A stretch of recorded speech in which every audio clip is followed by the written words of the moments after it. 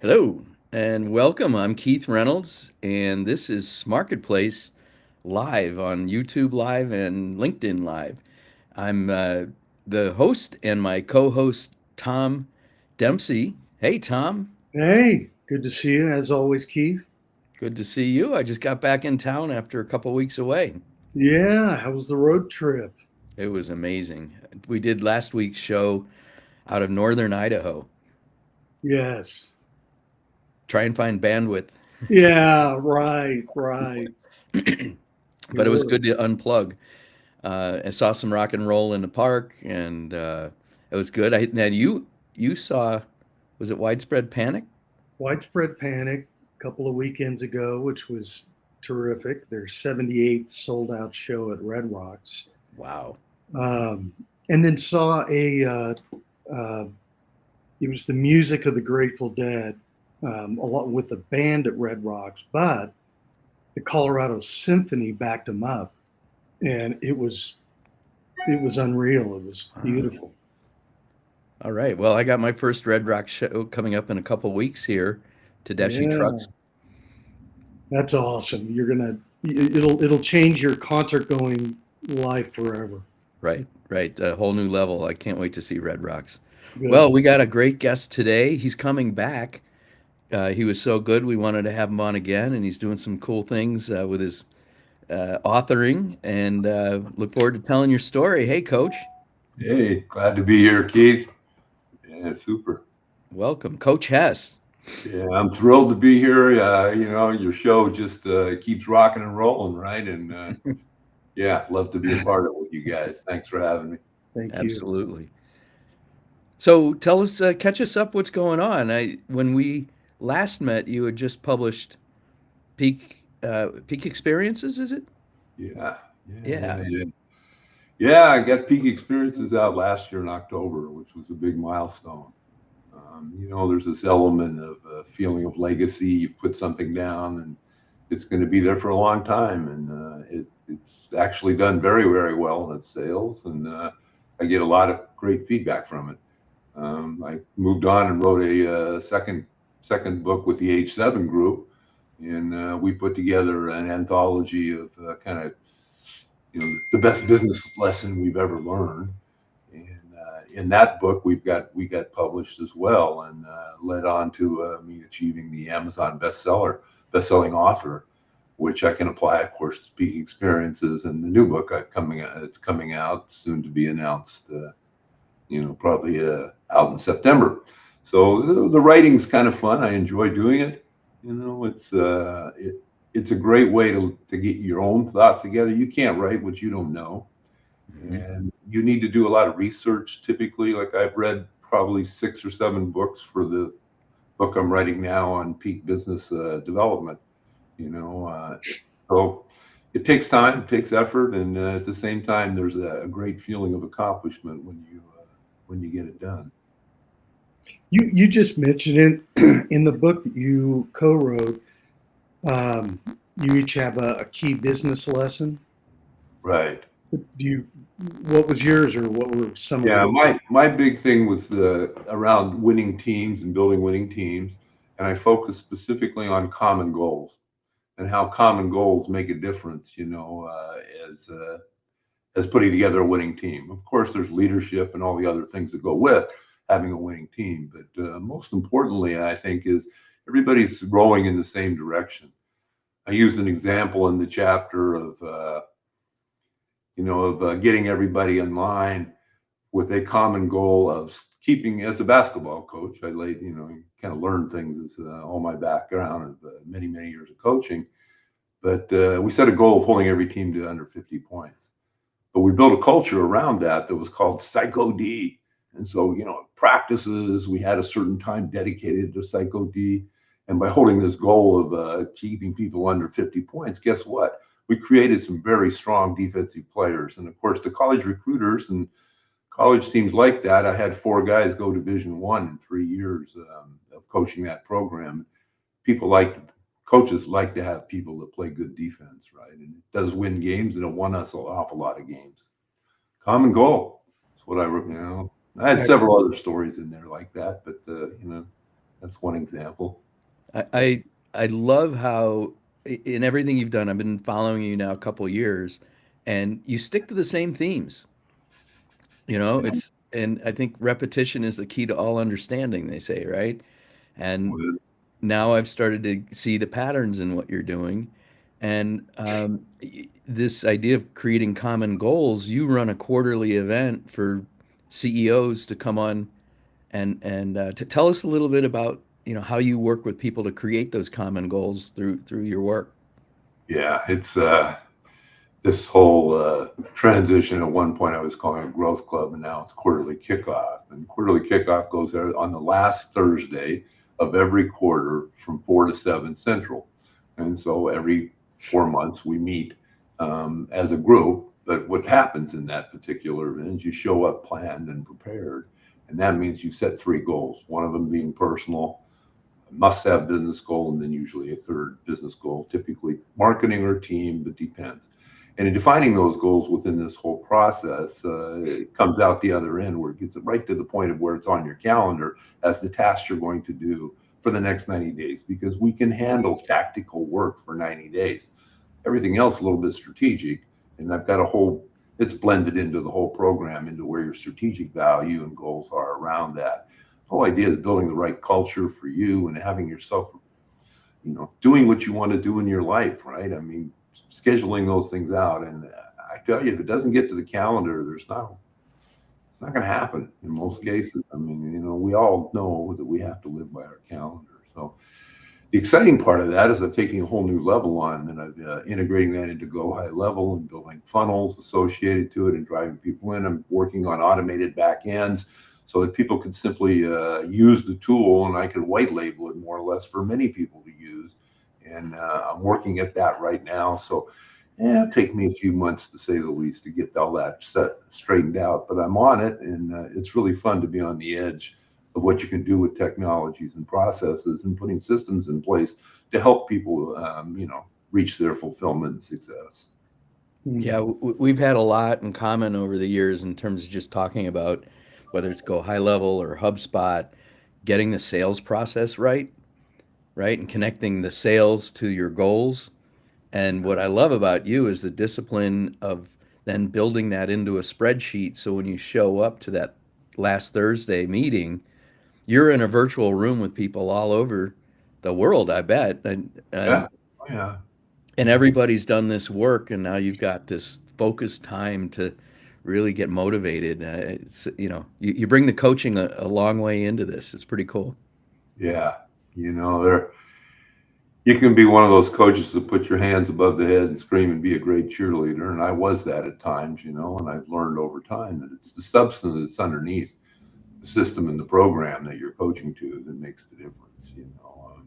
And people agreeing that that's what they want to do in terms of getting their success. But you really need to have a system and a program, I think, and a framework that people can fit into and feel comfortable in and grow. When they see that growth start happening, it just escalates. It's so much fun. I've never had a better job in my life. I mean, this isn't a job at all, like the saying around that. But yeah, it's just I've crossed that barrier of when it's work and when it's play, and you don't know the difference. That's where I'm at every day. Yeah. I'll brag just a second about my son. He just graduated CSU, and he was a 4-year track athlete. And what's interesting to me, he majored in finance and investment analysis, and he's going through interviews and everything else toward the end of the year. And what's interesting to me is the interviews that he had. He's telling me this, that they'd focus on grades and what you do in high school and all that stuff, but being an athlete to them was most impressive. And they look for athletes, and there's a lot of companies that look for athletes because they're driven, they're competitive, they're team players if they're successful, highly disciplined. And I think of you because you bridged that gap between um, between coaching in business and putting the two together. So I guess the question is on the top line, where do you start when you have a new engagement with let's say a CEO? Yeah. That's a I like long. to, yeah, I'd like to open the discussion typically around four primary pillars, so to say. First one being destination. Where are we going? What do you want? Try to define and really dig in deep. Sometimes that takes some personal assessments that I'll use and other tools, to help people understand kind of their true value systems. But you really have to be in line, I think, in setting your mission and building yourself and your business and running a business, leadership, whatever it is, have your destination well understood in your mind. I like to talk to people about their 5-year future self, and then look at it that way. Where are you going to be in 5 years? And let's peel some layers back. I think that's a good opening for getting people kind of fired up about what they want to have. Second thing I get into is time and time management. What are you doing with your time? Because what you're spending your time on is what typically matters to you. Or if it doesn't matter to you and you're spending time on it, maybe you really have to think about that, don't you? And so time's important. But for all businesses, the third pillar is cash.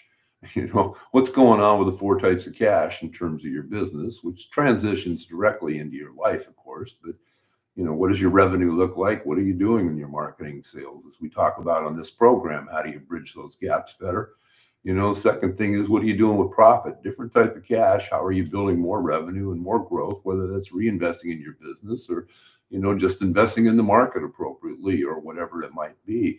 The third type of cash that's absolutely critical for any business is cash flow. What is happening month over month and maybe even week over week, depending on how quickly cash is moving, and keeping track of that, not only with a pro forma in the front end of a budget built out for at least 12 months in front of you at all times, typically 18, but putting in the actuals each month, your P&L comes in, critical to making decisions and growing and having a successful business.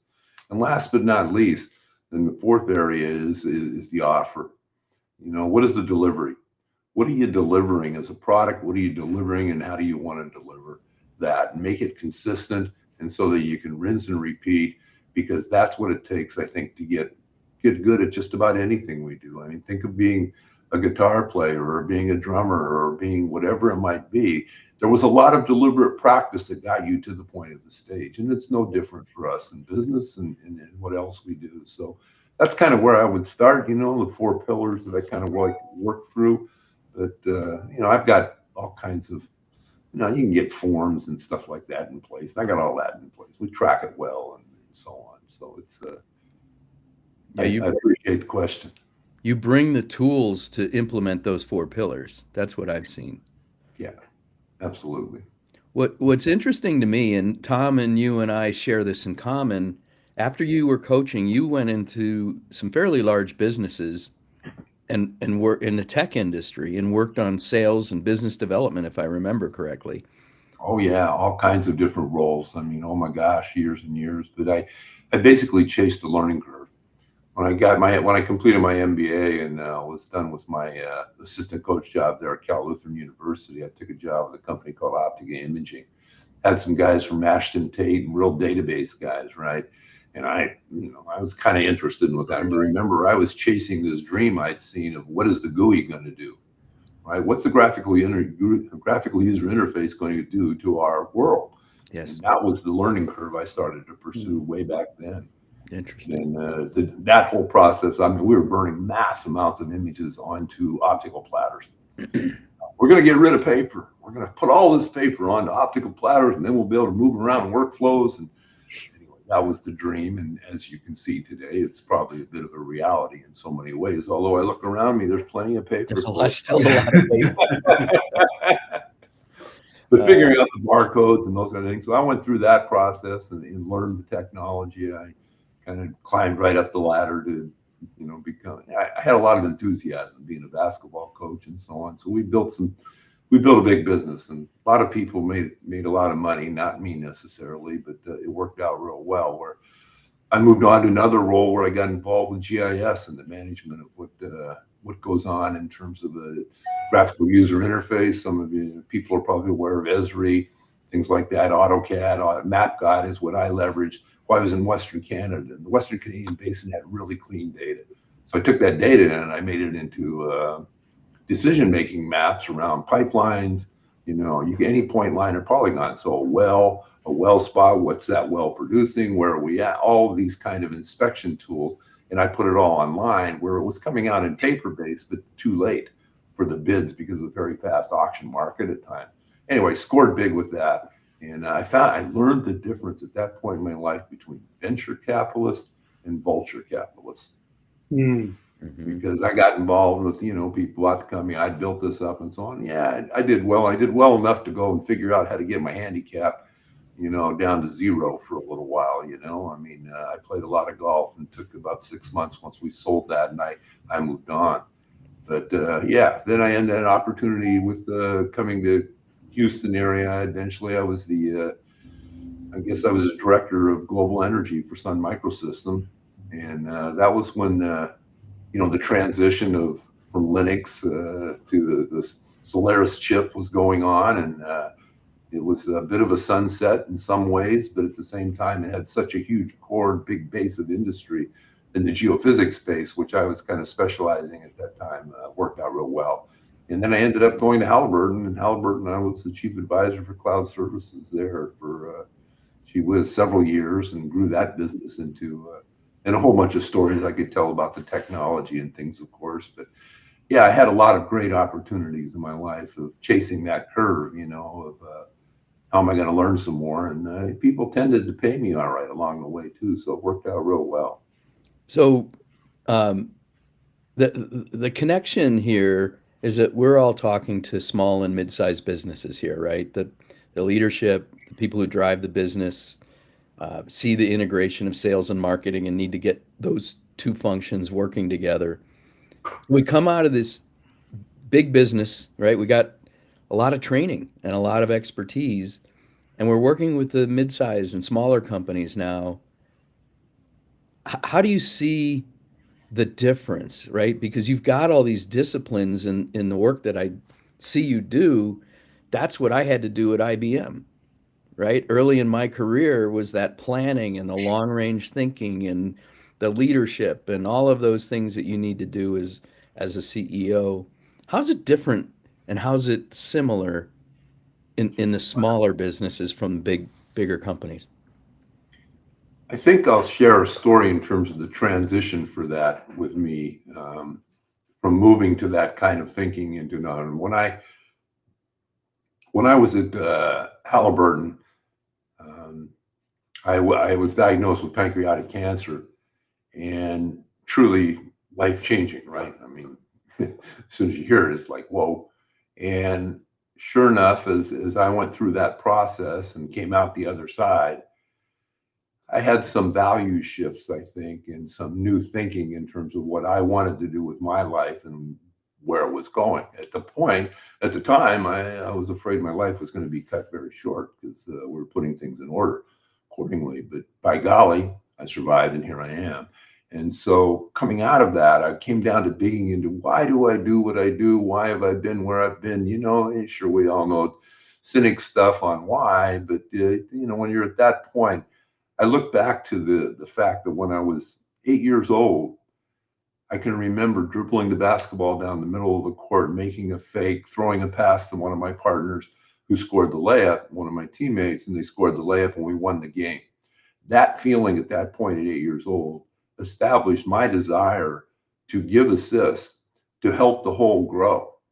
And so when I came out of this pancreatic problem that I had and coming out the other side and made my life commitment to doing exactly what I just said, give as many assists as I could, I wanted to make the biggest difference I could. And certainly I could have went back into consulting and working the game in corporate and so on, but I said, no, I'm going to make a community impact, a community difference, a social impact with whatever I do. And so every company I coach now, we have social impact involved at least identified in what we're doing to make a difference in the society that we're in, because it's always a win-win situation. And I think that's the key part of what I learned in the transition that I came out. And so the one last thing I'll add to that, learning the lesson when I moved out of corporate and realizing that I wasn't talking to people about budget dollars, that they had control of in a budget, but really still budget dollars, but it was directly in their pocketbook. Right. That transition was a whole different thing to learn. And it took me about 8 months to get to my head around understanding that and providing value for the smaller business owners. Yeah. Do you realize that the trade-offs of investing in new equipment or a new employee are that that leader is now, going home and saying, I can go to on vacation or I can make this business move, right? And it's personal. Yeah, yeah, way more. Yeah. That means you got to show how much you care, and you do have to care. I mean, I think, we all know the saying, don't care until they know how much you care, or something like that. Mm. I think Theodore Roosevelt has that quote, and I think there's a lot of truth in that. Well, I share probably not as catastrophic, potentially catastrophic, but I'm doing what I do now because I had a pulmonary embolism and I was lying in the hospital, and I had been doing some public speaking. I had this idea, and I said, if I don't write that GD book that I've been saying I'm going to write, and change the direction of what I'm doing, then shame on me. So I recognize like how deep that commitment is that you made. There's no time like now to make the change for the better, whatever it might be. There you go. Tom, were you going to say something? And I'm always interested in the ability to change habits or to coach someone to change. I mean, you do that as a basketball coach. You see flaws in a particular game, or a strategy, a technique that may help a particular player out, but maybe they're not aware of it. So you have to help them change their habits. How do you go about that in the business world today, and even in coaching basketball? Great question, Tom. I go down to mindset when I'm working with people in terms of making those changes, because really the only discipline that really matters in our lives is self-discipline. People can get us to do things and everything else, but until we believe it and want to make that happen for ourselves, I think the forcing of that is and so therefore, in a coaching situation, I've got somebody who's doing a poor drop step, let's say, from the post position. Well, all you got to do, I mean, those are repetitions. Just get the repetitions and understand the weight shifts and understand what you're looking for in terms of the rest of the court positioning. But in terms of business and stuff, people have all those kind of problems. I mean, they all have lots of problems. We all do, and they're big and they're small and they depend. But really coaching the person fixes more problems than coaching the problem. That's very insightful. Yeah, mindset is where I go. The growth mindset mentality you have, I think, leads to the proper habits to achieve, depending on how you've ingrained them in your life. Right down to affirmations and those kind of things. I coach some people. Some people have very spiritual beliefs that I have. Some people are very, very Christian, in their beliefs, and I work with a lot of people like that. And there's ways you want to have that relationship and that spirituality in line with who you really are and what you really want, and your whole growth mindset that you're going forward to. Yeah, and if you combine that with empathy, right? And now you're really turning somebody into a leader because they're looking inside and seeing what's going on the outside and integrating.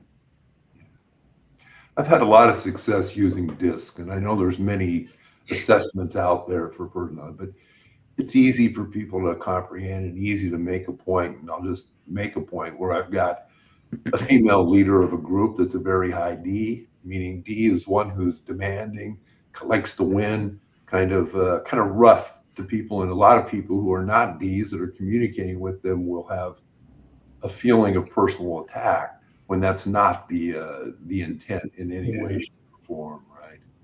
And so oftentimes I'll, as a coach, I'm involved with companies typically in all levels. I use a Q-tip as my visual for them. And I say, this Q-tip has to be used when you're dealing with your boss. And what does the Q-tip mean? It means quit taking it personal. And we hold that in. And so when I'm having coaching sessions and whatever, I say, if you got your Q-tip, and they remember and they realize, because that's not the intent. They're driven to get success. And so sometimes there's friction there. And I think that's part of the coaching element where you can get in between, helping both sides, of course. Right. But to Yeah. realize that you're creating friction, you don't let them as leaders go on. And I Right. refer to a lot of very interesting. I've had experiences where I work with a high D, and the they had the awareness to realize that they were putting people into that situation, and so we're able to talk about it and depersonalize it.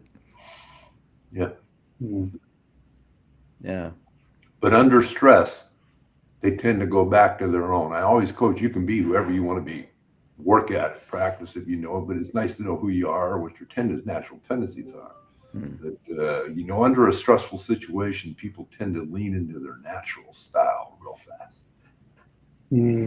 I got to imagine that's where accountability comes into play too.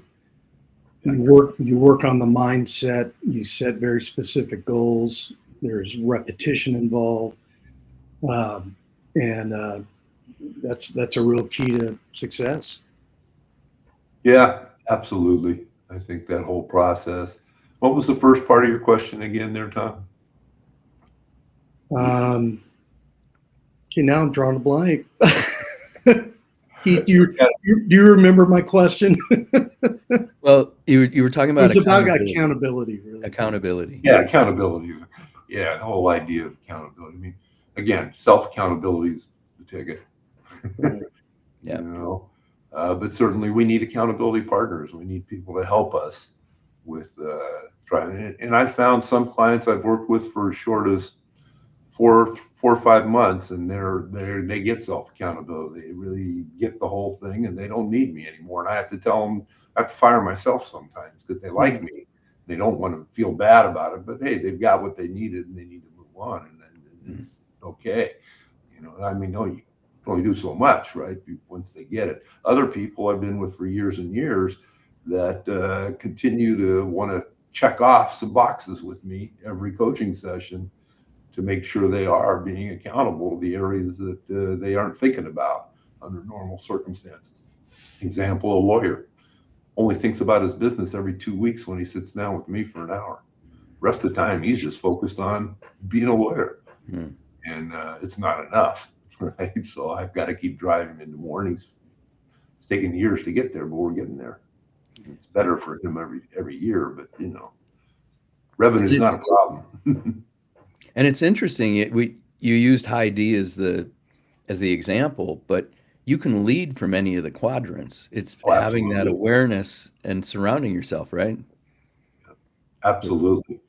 One example, I had a girl that was selling, let's say, packing and organizing services, and we set a price. You got to have a margin in order to figure out what you're doing. Whatever the job was, a $200 job. She comes back, and I'm looking through her work in the next coaching session. And I'm going, you only got $150 for that job. What's up with that? And she said, well, the customer didn't want to pay it. Well, isn't that nice that the customer doesn't want to pay? They're never going to want to pay it. Let's get under control here and think about what you're doing in order for you to have business. So we get her discount. And her disc shows her as a high S, of course, and she really wants to please, and she's that kind of person. I said, well, here's the attributes of a high D. Let's now model that, and let's role play 5 in a row I'm trying to push her down on price. She's getting more demanding, more, guess what? After that particular session, for the next 4 years, this girl got her price every time. That's Coach, why I like this, because right now we can make that change. And that's powerful, very powerful. Her changed her life. well, that idea of change and all the things we're talking about, and accountability and empathy, and planning and vision, all those things surround it. If there was one thing that you could advise a CEO, what would that be? Mhm. Be true to yourself. That sounds easy and just a cliche in a way, but truly recognize where you are in your position in leadership and what impact you're making, and the impact you want to make in the world. You never know how long you're going to be around. And I think the legacy that we leave behind and the authenticity that we bring to our lives and our jobs filter out to many other people. And I think it's a message that I want to send to everybody. Send that good message throughout your staff. What does that mean? Treating people with respect. Heck yeah. Take a look at some of John Wooden's basics, right? I mean, oh man, people who have played for him will talk about, hey, I learned to be a person first and then a basketball team player second. And I think that's part of what the message is here, is that be true to yourself in terms of who you really want to be and the difference you want to make, because it's not all about money. That's for sure. It's all about the changes. Money's an important part of it, but it's not about the objects that you have. And end of your life, you got to think about what is there that's still going to be there. And it's not going to be that big boat or that big car or whatever else you feel is there. It's going to be the time you spend with your family and the importance of that as you move forward. I think that's really important play for all of us, to be true to ourselves. Yeah. Well, you can bring your best self when you are and have the biggest impact on the people, customers, and employees, and grow the business when you can get to that point. It's when that voice in the back of your voice or the back of your head is consistent with what's coming out your mouth. Mm. When that's total, authentic, and control, it's an important part, I think, of the mindset of where you are, because you have to speak what you think. And a lot of people are thinking different things and speaking different than what they're thinking. And guess what? Confusion occurs in so many ways. Mm. So this is Tom's and my favorite part of the show. Tell us Tell us how music impacts your life. I know you come out of a lot of your frames of reference are in sports. Right. And the principle of this show is that sales and marketing need to work together like a band, Right. right? And today we use creativity, we create content. We have to. We live in a world that's online. Mhm. So how does music play into your life? Know last time we spoke of, your favorite band kind of stuff, but Right. talk to us a little bit about the influence that music has on what you do. Well, yeah. I mean, I think one of my favorite parts of the day is when I've completed a complete work day, let's say 5 o'clock in the evening. I go out in my backyard and I crack a beer, relax in my back patio area, and I say, Siri, play me a song by the Stones. Wow, that's great. You know? And I let it happen and enjoy that beer. And then that's kind of how I pick and choose. Of course, I'll talk to Siri and run whatever I want to run there. But that's a good end of the day. One of the things I think music is just absolutely powerful. I mean, I used to use it as introductions in my sessions and stuff, and blend it in and out, and did a lot of work on it. But music's tough, sounds tough. As far as when I did my audio, when I did my book on peak experience and put the audio out, I did it myself. And getting all of those files into the right format and everything was a bit of a challenge for me, but I was able to achieve it. But boy, it was tricky. I was I've stuck. I've been doing video for about 13 years. Before that, I was either on the client side or the agency side. I'd end up in the 90s. I started being in the editing room, and we had people doing the editing. And about 13 years ago, I started taking video editing lessons. And Right. what I learned is that the audio is where the magic happens. You can make a mistake with the video, Yeah. but the audio has to be perfect, or your audience is going to hear it. Yeah. I learned my lesson. I did my own audio, and I will not do that again. I mean, I may do my own voice, but I'll have a professional edit it and clean it up, because it's not like that. And I get a little bit of bad feedback now and then on my, yeah, better to read it than whatever. Too So many you on. see the Rolling Stones? Yeah, I like the Stones. Always have. One of my highlights of all time in terms of rock and roll, though, comes down to when I was in McMahon Stadium in Calgary, Alberta. This gal named Stevie Nicks, you may have heard of, with Fleetwood. And they were playing in early, maybe 1980 even, but she had some great songs. And of course, the temperature was right, the wind was right, and in the background there was some clouds, and then the sun came through in a rainbow right over top of the stage while she was playing, I don't know, for the Journey album, and oh my gosh, it was just like this, brings chills to my body when I tell you about it. It was just such a powerful rock and roll kind of experience there for us, And of course, she went on to become, I think, the first female rock and roll Hall of Famer. Well, Coach, we got to get you out to Denver and go to a show at Red Rocks Amphitheater. That's a treat. Yeah, I haven't. I lived in the Denver area, and I never went to a concert while I was there, which is bad on me. Bad on me. I can remember. How about this one? My first real concert I remember is going to Sun Valley, Idaho. Of course, I was raised in southern Idaho, there in Pocatello, and a group called Foghat was playing. Sure. Now, that'll take you back before our time. And oh my God, it was the first time I'd see. I was only 14 or so, I think. Streakers. We had streakers at the concert. It was an outdoor concert, and people that had to have been like naked, stark naked. Here, what the heck? Young guy at 15, man, my eyes were as big as pizza pies. rock and roll. Rock and roll, exactly. Rock and roll. I love it. Hell of an introduction. Very cool. Well, what I love about music is, and this portion of the show, is how people go back to that point in time, and they connect it emotionally to things when they were young, and how influential that was, right? That freedom that you experience as you come of age. Yeah. So for so many. Yeah. Yep. I appreciate that. Well, and we've had people who aren't into rock and roll, and yet other kinds of music have the same kind of impact. Yeah. Right.